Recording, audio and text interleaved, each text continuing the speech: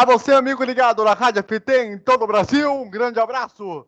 Estamos chegando para a primeira edição do André Vercoeiro Entrevista, aqui em radioft.com.br e também no nosso canal do YouTube, Rádio Futebol Total. Se você quiser se inscrever no canal, ativa o sininho para as notificações, sempre que tiver um vídeo novo, e tenha também um like para você participar conosco desse programa, certo? E claro, se você tiver algum convidado para sugerir, você bota aqui dentro dos comentários. O convidado de hoje é simplesmente um dos maiores comentaristas da história da televisão brasileira.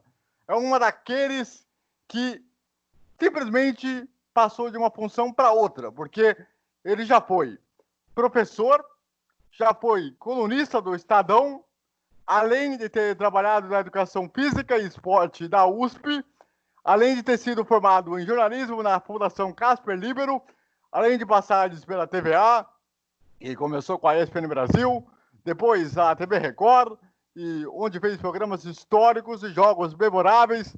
Calçado, ele cobriu também as Copas de 98, 2006, 2010 e 2014.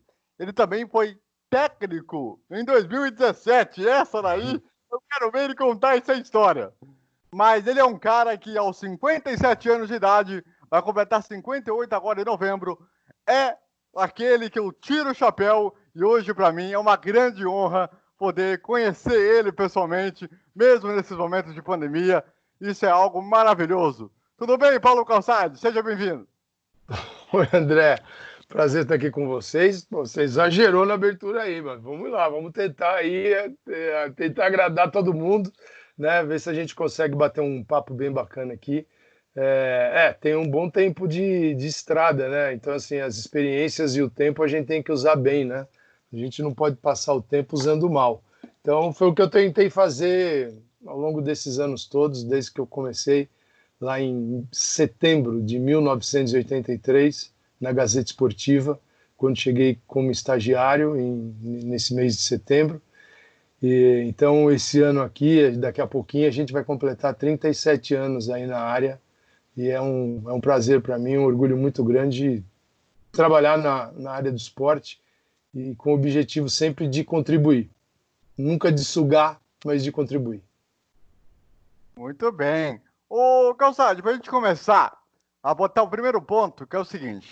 Você fez faculdade como professor antes de entrar no jornalismo esportivo. Por quê? Não, eu fiz assim, eu comecei, eu entrei na faculdade de jornalismo na Casper em 1981, né? Então fiz a Casper Libero, jornalista. Aí comecei na Gazeta Esportiva, então eu vou aqui na linha do tempo para deixar tudo claro. Aí fui na Casper Libero, fui como estagiário na Gazeta Esportiva, fui contratado pela Gazeta Esportiva, fiquei até 89 na Gazeta Esportiva, 89 fui para o Diário Popular, tinha o Popular da Tarde, que era o Jornal de Esportes, e o Diário Popular. Aí o Diário Popular e o Pop, eles se fundiram, né, era a mesma empresa, e o Diário Popular criou um caderno de esportes bem forte, bem robusto. Então eu fui para lá, fiquei de 89 até 91, quando fui para o Jornal do Brasil. De 92 saí do Jornal do Brasil, fui para a Folha, 92 na Folha, e 93, nessa época aqui, eu resolvi sair. Em 94, no início de 94, fui para a experiência, que era um negócio assim absolutamente novo, que era a TVA Esportes, comandada pelo José Trajano, que era o canal da TVA trazendo jogos da ESPN numa associação entre eles. Em junho de 95 é criada oficialmente a ESPN Brasil, né, dia 17 de junho de 95. E então está lá no mesmo prédio até hoje, né, que aí então eu continuei na ESPN, já a empresa foi crescendo, fiquei até 90. Em 98 teve um convite para fazer Rádio Bandeirantes, aí eu fiz ESPN Rádio Bandeirantes. Em 2002 veio a Record, aí eu saí da ESPN, da Rádio Bandeirantes, para participar da equipe da Record. Fiquei até 2002. Quando 2002 fiz o caminho inverso. Eu voltei para a Rádio Bandeirantes e voltei em 2005 para a ESPN. e hoje estou na ESPN, só na ESPN, porque depois a ESPN teve o projeto de rádio também.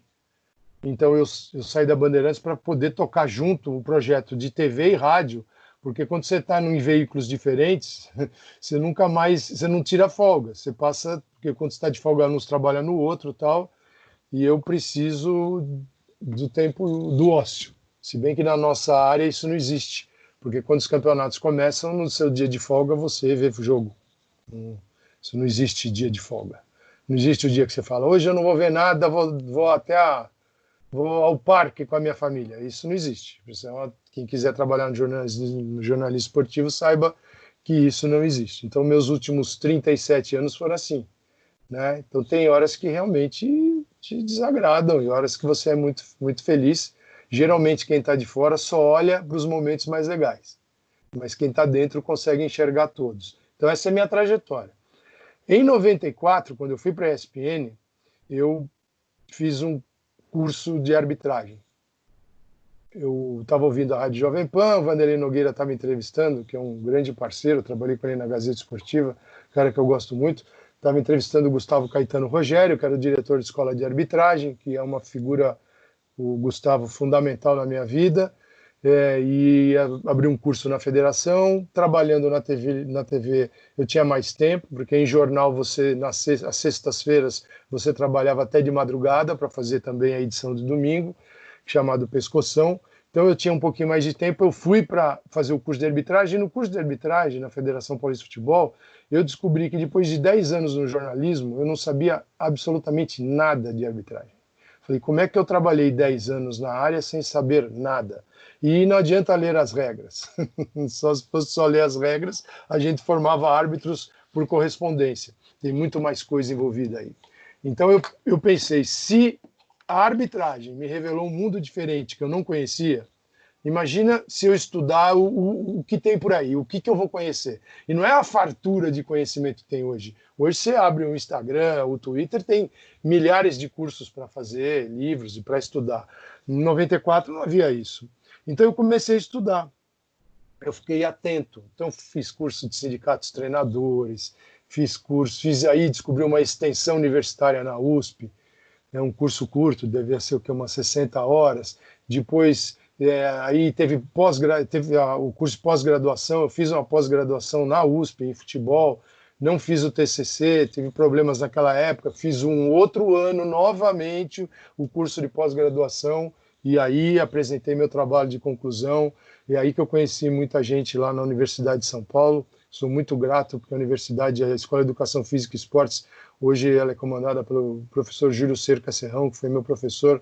É uma escola maravilhosa, fantástica, está entre as melhores escolas de educação física do mundo e esporte.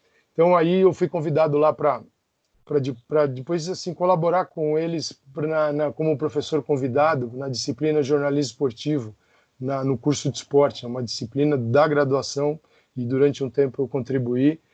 Paralelamente a isso, eu fui estudar negócios do esporte na Fundação Getúlio Vargas, fiz o curso e fiz um monte de outros aí, fiz na Universidade do Futebol, fiz de gestão, fiz de educar pelo futebol, fiz de modelo de jogo, fiz de tática, fiz agora um em Viçosa com o professor José Teodo Costa, fiz com Bruno Pivetti agora recentemente, que é de treinador do Vitória, periodização tática. Ou seja, eu não parei de estudar e não pretendo, entendeu? Eu gosto de falar isso porque no nosso mundo é muito acho, e as pessoas que estão de fora pensam que todos os caras que estão aqui são só torcedores, né? E eu já me livrei disso, Jesus já ficou para trás. O meu compromisso hoje é olhar para um jogo e fazer o possível e o impossível para comentar o jogo bem.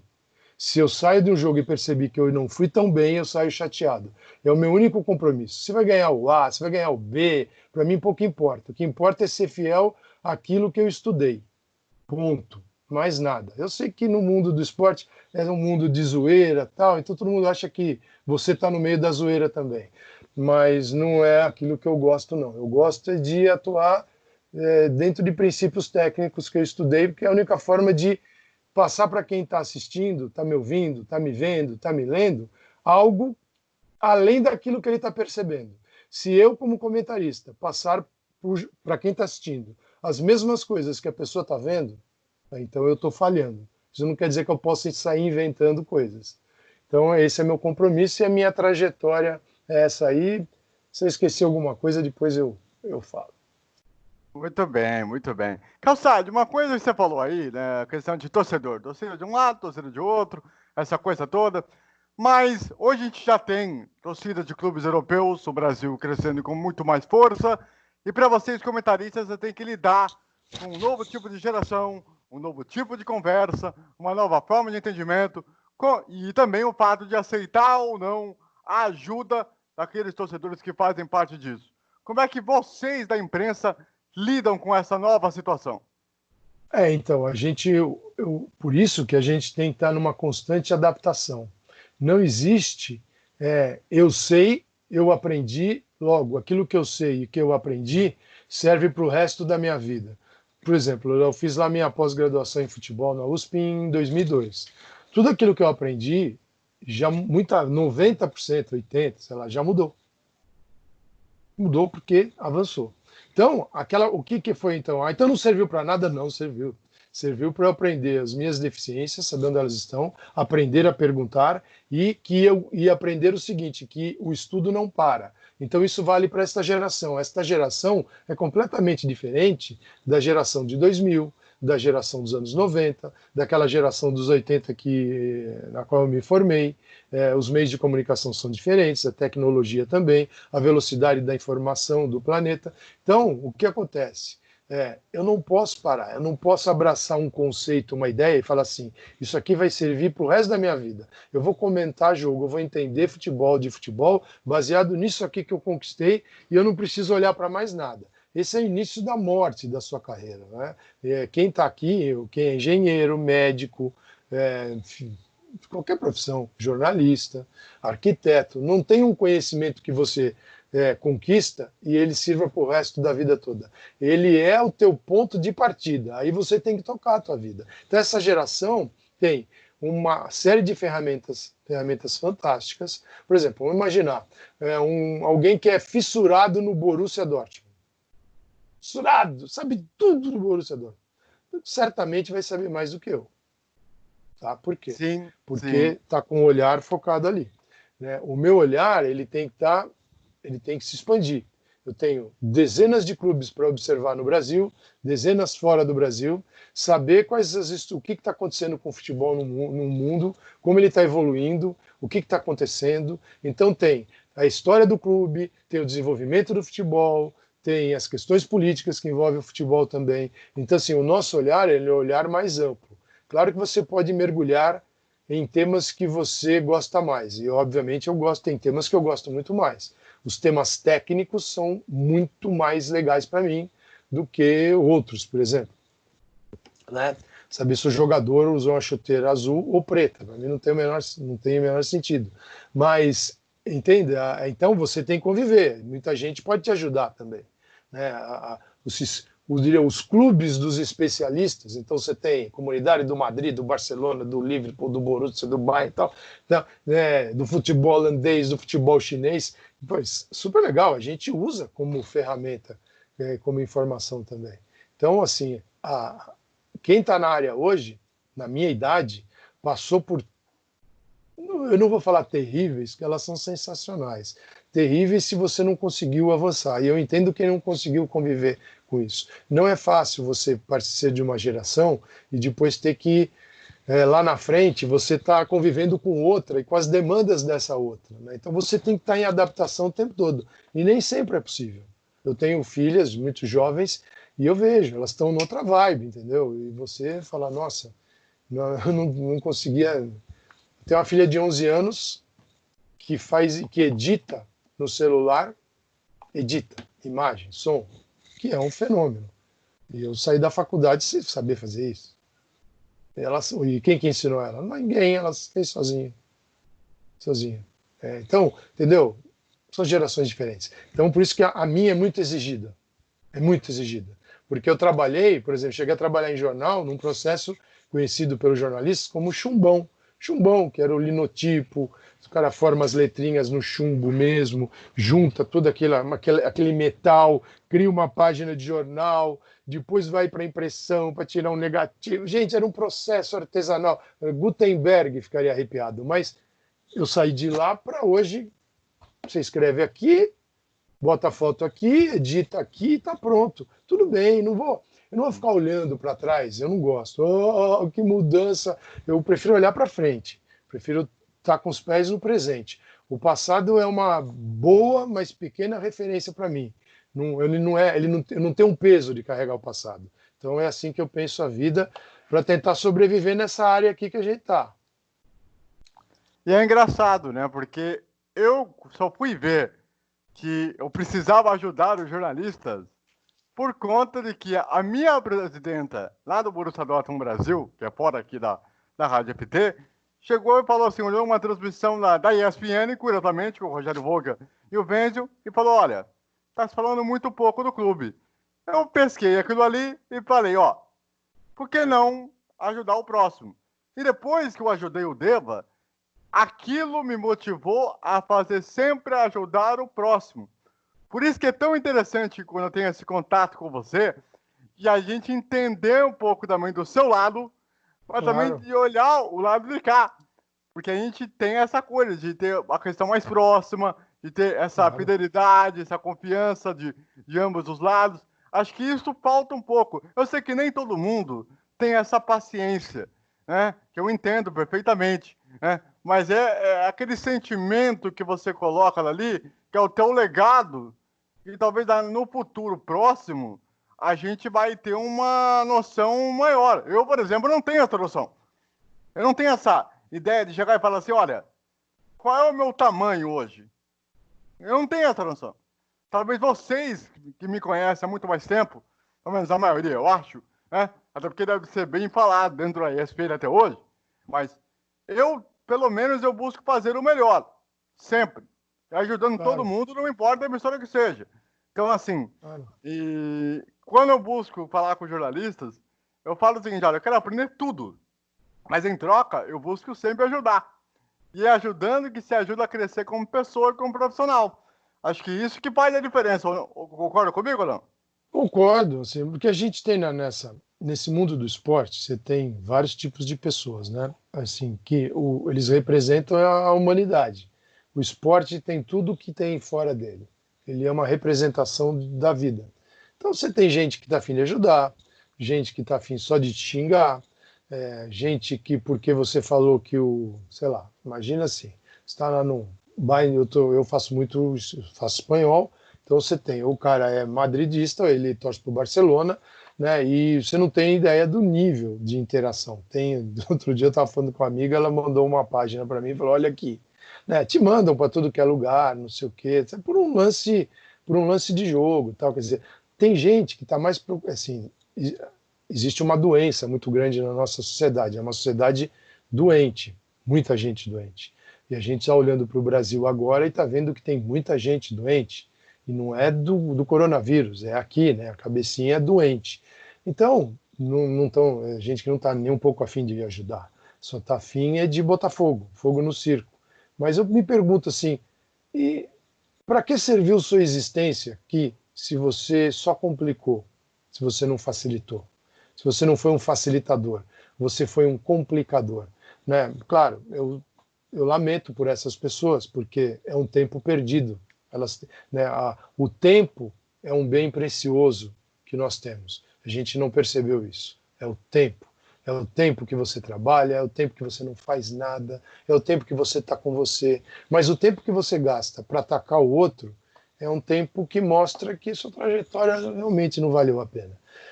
Mas aí você com 57 anos é fácil olhar para isso e entender. Mas pelo menos eu me preocupei de evoluir também como pessoa, né? Não só no esporte. Então, evoluir como gente. Nem todo mundo está preocupado com isso. E o esporte traz tudo isso para dentro. Tudo isso para dentro. Pode ser a coisa mais singela do mundo. Mais singela. Então, você olha, cara, depois de um tempo você olha, você fala assim, você fica com pena, né? Você fala, que indivíduo, que tempo desperdiçado, né? Terá que voltar muitas vezes para botar a casa em ordem.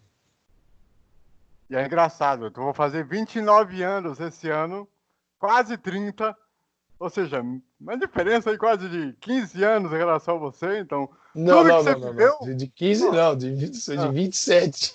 27, então, sério que eu só fui nascer É, 2 semanas depois que o Senna tinha voltado ao Brasil, depois do tricampeonato, pra você ter uma é, noção, você vê como é que é a vida, e aí eu olho o cara na televisão e falo assim, cara, eu me vejo naquela referência, por que não ajudar aquela pessoa?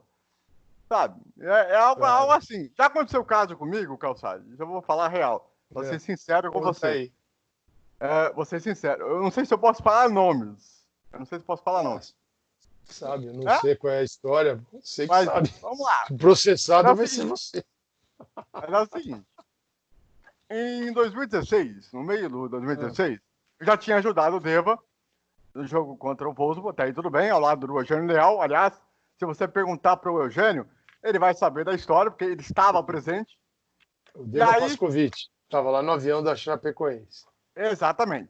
E Grande eu tinha companhia. ajudado, porque naquela semana estava na reta final de temporada 2015-2016 e o Dortmund ia para a final da Copa da Alemanha 2 semanas depois. Tanto que 2 semanas depois eu perdi um amigo na semana da final. Foi um negócio meio chocante para mim. E aí, no final do ano, em novembro, nós tivemos aquela briga entre Palmeiras e Flamengo pelo título brasileiro. E aí eu fui no Twitter e eu vi uma estatística. Eu tava acompanhando o jogo que tava rolando na televisão. Aí vi uma estatística de número de cruzamentos de Palmeiras e Flamengo. Tava ali, tava bonitinho, certinho e tal. E eu, como eu sempre gosto de ajudar as pessoas, eu fui falar com o Mauro César. Eu cheguei e falei para ele, olha, essa aqui é a estatística de cruzamento e tal, para te ajudar, tal, que eu achei aqui, na maior gentileza, com muita educação e tudo mais. Sabe o que aconteceu? Ele me bloqueou no Twitter, sem me dar um tipo de resposta. Eu me senti tão chateado com tudo aquilo, que eu pensei assim, cara, por quê? Eu só fui ajudar uma estatística, uma coisinha, não fiz nada de mal pro cara. Eu me lembro que outras pessoas próximas chegaram a falar com ele e tal. Não sei se ele nunca vai me perdoar na minha vida, se ele não entendeu o contexto e tal. Sinceramente, não sei por quê. Como que as coisas acontecem assim? Né? Sim. Então, Mas ele é sei gente lá. boa, ele não. Deve ter sido algum momento ali mais difícil, mas ele é gente boa. Mas eu vou falar com ele, pode deixar. Vou falar para te desbloquear. Porque tá feia a coisa. Mano, quando eu vi aquilo ali, eu não acreditei. Eu falei, gente, o que tá acontecendo, velho? Eu só passei uma estatística. Ela é demais. Tanto que depois, umas 2 semanas depois, ele botou a mesma estatística que eu tinha mandado pra ele. Tipo, eu não entendi o que Por tinha exemplo, acontecido. eu não gosto muito de fazer jogo com muita coisa aberta. Sim, claro que você tem um mundo de informação ali, né? Uhum, No Twitter, você tem dados estatísticos, tem uhum, muito site que você pode deixar aberto, tem site do jogo do jornal lá da cidade que está fazendo, os caras uhum, estão próximos. Se você quiser, você abre 10 páginas diferentes. Eu não curto muito. É uhum, claro que isso você tem um ganho e também tem um prejuízo, né? O prejuízo é que pode ser que passe alguma coisa de informação importante que alguém deu e você não está ligado e você poderia dar.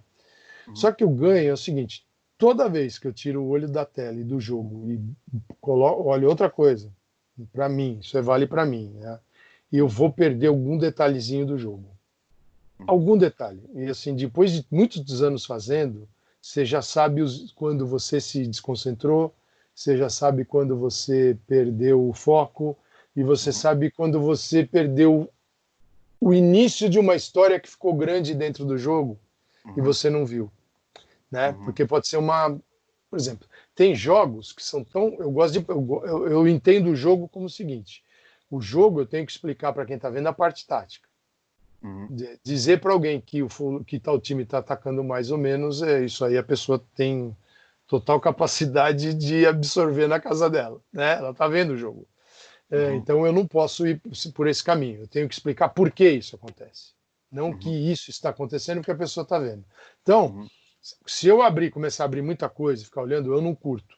né? Não é meu estilo. Para alguns outros companheiros têm muita facilidade de fazer isso, de Uhum. ficar monitorando tudo. Eu acho bem legal. Eu não tenho, né, essa facilidade porque eu prefiro ficar na história do jogo, porque eu Uhum. acho que ela é rica. Por exemplo, outro dia eu estava fazendo um jogo, eu não lembro qual era, um jogo, não sei se era do Granada, na Espanha. Nossa, cara, Real Madrid Granada? você podia ser. Eu sei que acho que era o Granada. Houve tanta variação tática ao longo do jogo, acho que era o Granada. Mas tanta. Cada mudança mexia que era difícil você encontrar, tirando o goleiro e os dois zagueiros, quem que começou o jogo e terminou onde estava. Né? Uhum. Até ainda mais com 5 alterações. Então, assim, ali, se você não está prestando atenção, chega uma hora que você se perde e você esquece. Ainda mais com 5 alterações agora. De cada lado são 10. São 10 Sim. trocas. Isso mexe demais no jogo. Então, assim, aí são condutas de cada um, por exemplo, como cada um se sente bem para fazer o jogo. Eu gosto de ficar mais ali no campo mesmo. Eu às vezes até me perco um pouco quando dessas 5 alterações. Se a emissora não mostra a alteração, você já perde. Você não Então, consegue mas, anotar. mas às vezes é o gerador das imagens, que se nunca é a TV, nunca é a ESPN, Fox, assim, é sempre alguém que está fazendo. Geralmente é a liga. Nesse país Uhum. é a liga faz e te entrega. Então, assim, tudo que vem na tela, eles que colocam, a alteração eles colocam, a imagem, tudo. Vem uma imagem pronta. Então, às vezes, até eles se perdem um pouquinho. E a gente fica. Você percebe que às vezes a gente. Nós estamos vendo na narração a mesma imagem que vocês estão vendo em casa. Não tem imagem diferente. É a mesma imagem. Até porque não pode ser diferente. Se for diferente, é natural que eu fale daquilo que eu estou vendo que você não está vendo. Aí eu falo assim, conversa de maluco. O cara está falando um negócio que não está na tela. Então você tem que usar a mesma imagem para poder conversar com quem está em casa a respeito da imagem que está sendo exibida. E eles mesmos se complicam, né? Aliás, o Calçado, você já tendo essa experiência de narrar, de comentar o jogo dentro de casa. Como é que está Sim, sendo isso para você? é desse lugar aqui que eu estou falando agora.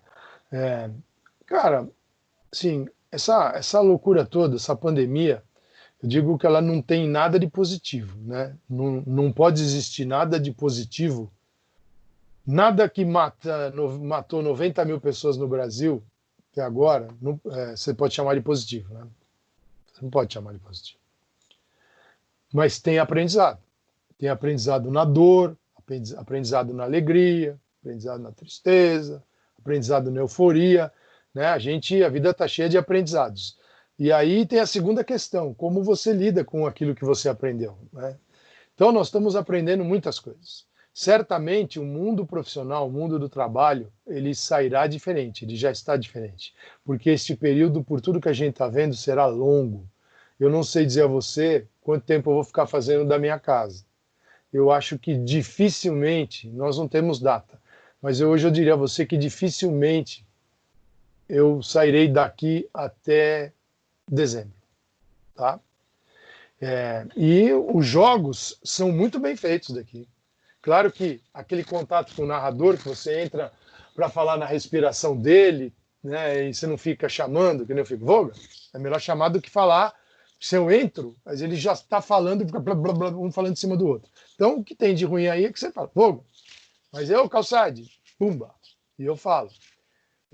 Não tem problema algum. A qualidade de som é boa, a transmissão é boa, a gente tem um aparelhinho que a gente incorpora aqui no computador, bota o fone de ouvido, então ele cria uma condição de áudio muito boa.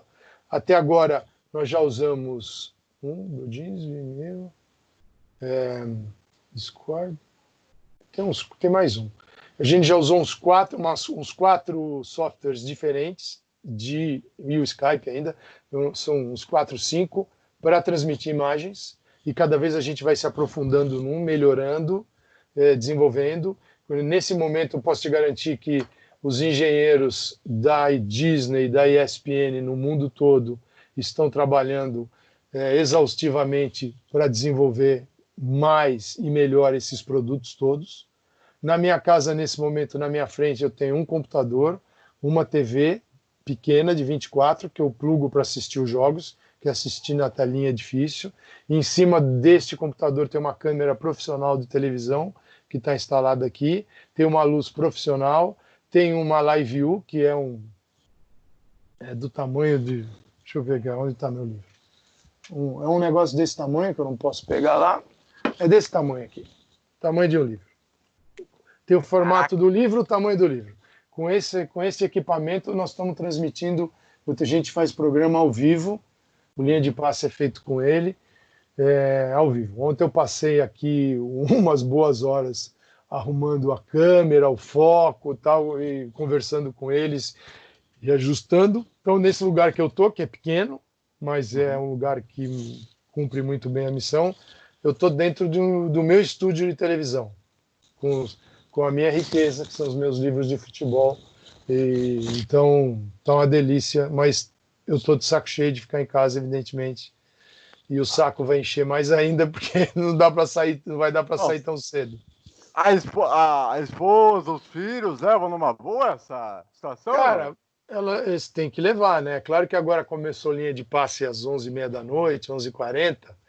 E eles, você tá gritando muito, você não sei o quê. Não tem jeito, cara. A gente tem que falar na televisão, você fala mais no rádio, você bota um peso na voz. Não pode ficar ali, não sei o quê. Tá, imagina quem tá vendo você à meia-noite, tá lá já.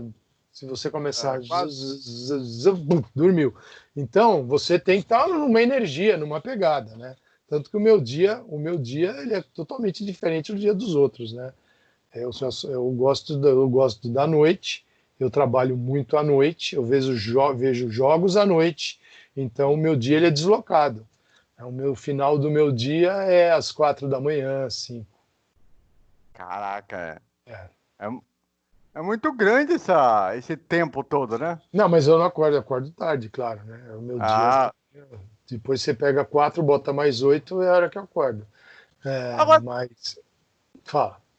Agora, você falou aí em questão de livro, eu tô vendo ali atrás de você, tem um livro que, inclusive, eu tenho aqui na minha casa, que é o livro do Klopp. Esse livro que tá atrás de você. Aqui, ó, o vermelhinho aqui, ó. Aqui, ó. Atrás de você. Deixa eu ver, o Klopp tá aqui, ó. Aqui, ó. Aqui, ó. Exatamente. Esse livro aí, eu tive a oportunidade de pegar e é muito bom, muito interessante. Você entende muito mais sessões de bastidores. Esses livros de futebol, deveriam ter sido mais vendidos, feitos, principalmente de narradores, enfim. Depende do tipo do livro, né? Assim, todo livro Gente, vender livro, seja hoje no físico ou num livro, um e-book, sei lá, é fundamental. Então, qualquer livro. Claro que tem qualidades. Opa, chegou um café para mim aqui, que a patroa trouxe, muito obrigado. Vou tomar um cafezinho. Pena que eu não posso oferecer. Exatamente. A patroa está me agradando muito hoje, eu não sei não.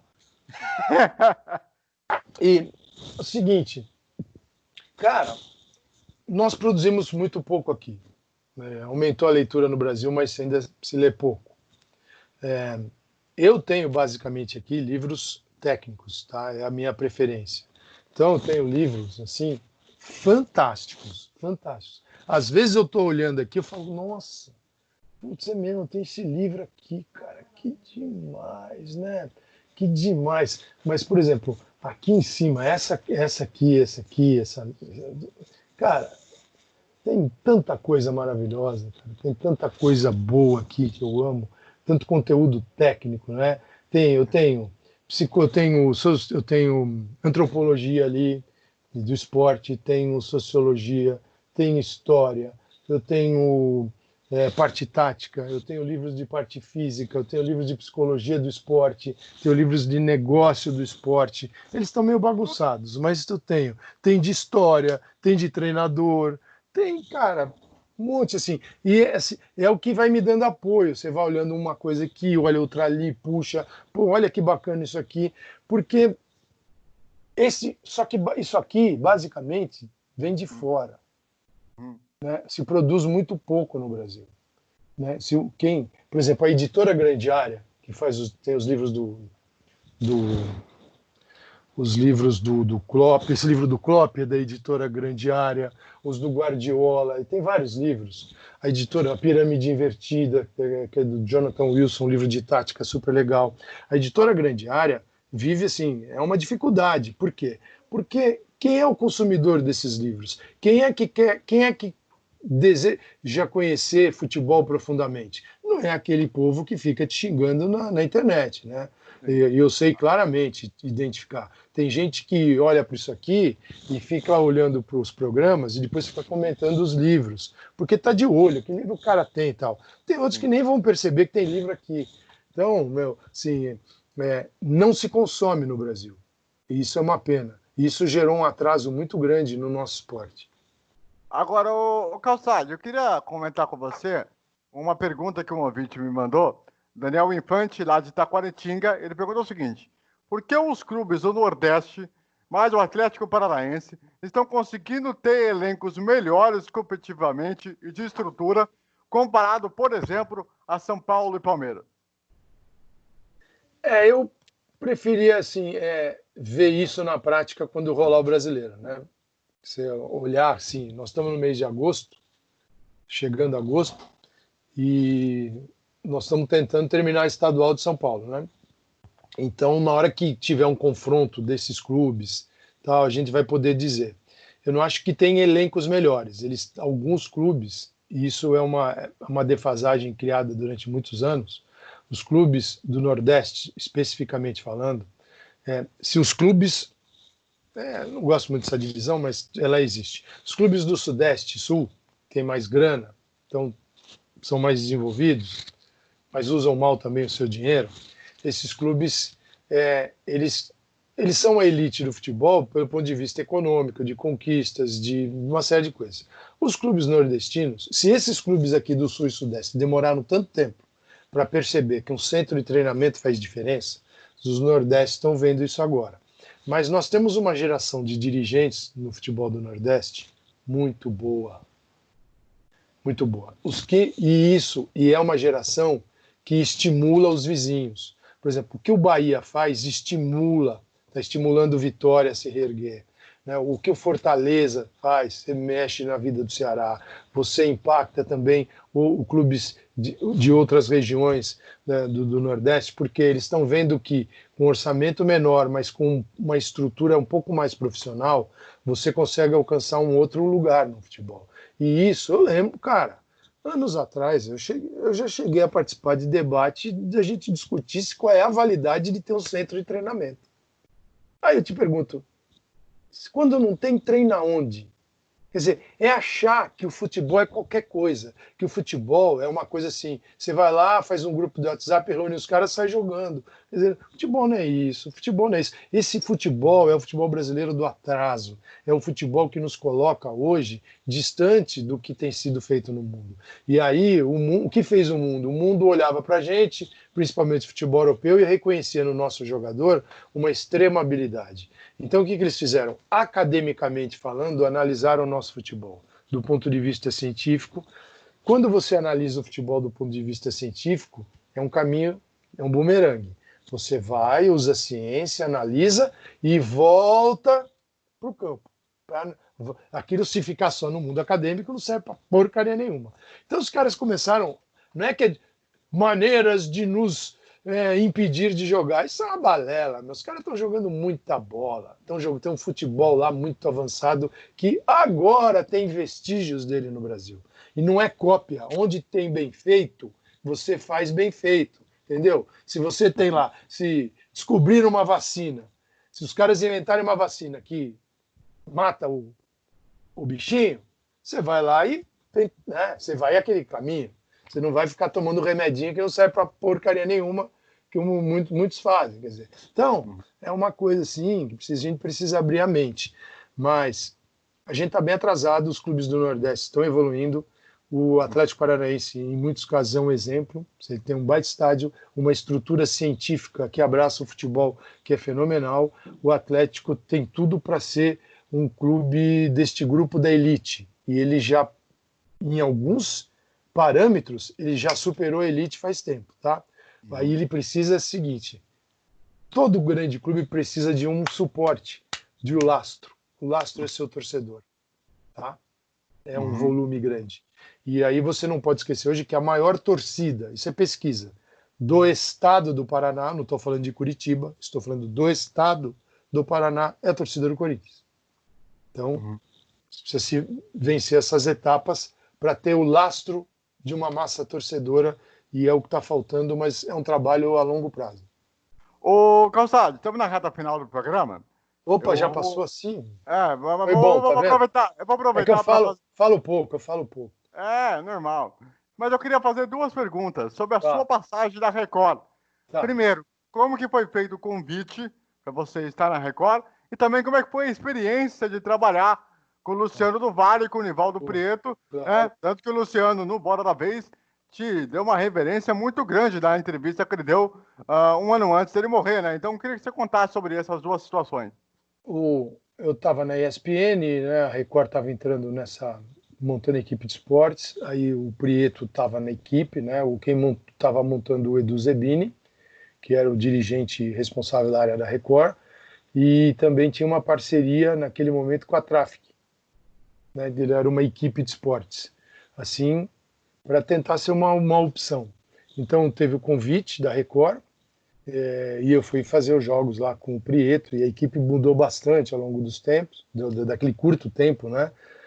Depois veio o Luciano do Vale também, o Prieto continuou, tinha o Oliveira Andrade, que é um cara sensacional, o Dr. Osmar de Oliveira, uma figura assim incrível de conviver, muito bacana o Dr. Osmar, sim, tenho muita saudade também. Do Luciano do Vale, foi um presente, né, poder trabalhar com o Prieto e o Luciano. O Prieto eu já conhecia dos primórdios da TVA Esportes, os primeiros jogos como comentarista que eu fiz foi em 1995, na temporada 95-96 do Campeonato Espanhol, quando a gente transmitia um VT às quintas-feiras. E eu fazia com o Prieto, foi minha primeira experiência, foi ali que eu comecei a aprender o que o jogo precisava, né? O que ele pedia para um comentarista. E aí as coisas foram avançando. E então essa experiência com gente muito legal, gente incrível, tinha lá o Milton também, com o Milton Neves, com os programas, depois o Paulo Roberto Martins, o Cacá Rossetti, nossa, tinha muita gente, Oscar Roberto Godoy, um maluco fantástico, eu gosto dele. E então aí veio o Luciano, cara, e o Luciano eu fiz assim, acho que alguns bons jogos, né? A gente viajava. Então trabalhar com o Luciano foi uma coisa que você nunca imaginou, né? Eu tive esse meu tempo de comentarista aí, eu tive um privilégio assim de trabalhar com narradores, cara, incríveis, né? Silvério, né? Paulis Costa, Prieto, né? Milton Leite, Paulo Andrade, né? Rogério Voga, meu amigo Luiz Carlos Largo, tem Dudu Monsanto foi meu companheiro, tem Carlos tanto. Soares. Pô, amigão da galera na Rádio Bandeirantes, o Paulo Soares é uma figura que eu amo, assim, né? Todos amamos, gostamos demais. Então é difícil, você começa a citar nomes, você vai esquecer Oliveira, que eu já citei, fiz jogo com o Rogério Assis, também. Pô, é tanto narrador bom, tanto cara legal, né, que você aprende, o Dirceu Maravilha, você aprende com eles, cada um tem um estilo, cada um tem uma maneira de desenvolver, e isso profissionalmente foi muito legal. E a Record, cara, foi uma experiência muito boa de trabalhar na TV aberta, né? É outra pegada, outra demanda, outras cobranças em todos os sentidos. Foi muito bom esse período de trabalhar lá, de aprendizado. Trabalhar com o Luciano foi fantástico. Tenho muita saudade deles todos, do Luciano bastante. E, cara, são experiências que a gente vai colocando aí na vida da gente, e a vida vai seguindo e você vai usando essas experiências como combustível. Você vai enchendo seu tanque aí de combustível para usar no presente e no futuro também. E no dia que você fizer um livro, biografia, sobre a sua história, certamente esse período você pode colocar lá como o mais importante da tua virada, porque foi ali que as pessoas te passaram a te conhecer Pode ainda mais. ser, é verdade. Mas assim, eu só acho que não vai ter esse livro, não. Você acha que não tem Eu acho essa? que não.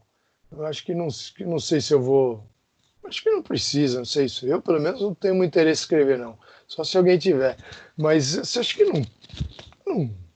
Cara, vou falar um negócio pra você. Assim, o que eu acho, a gente vai ficando mais velho e a gente fica se perguntando e se questionando o que que a gente tá fazendo aqui, né? Sim.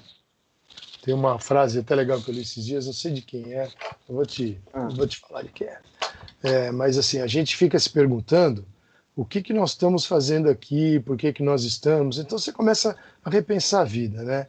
Então, cara, assim, esse lance do lado pessoal, de querer marcar uma história, uma presença, eu já tive, não tenho mais.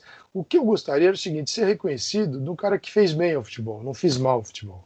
Eu não suguei o futebol.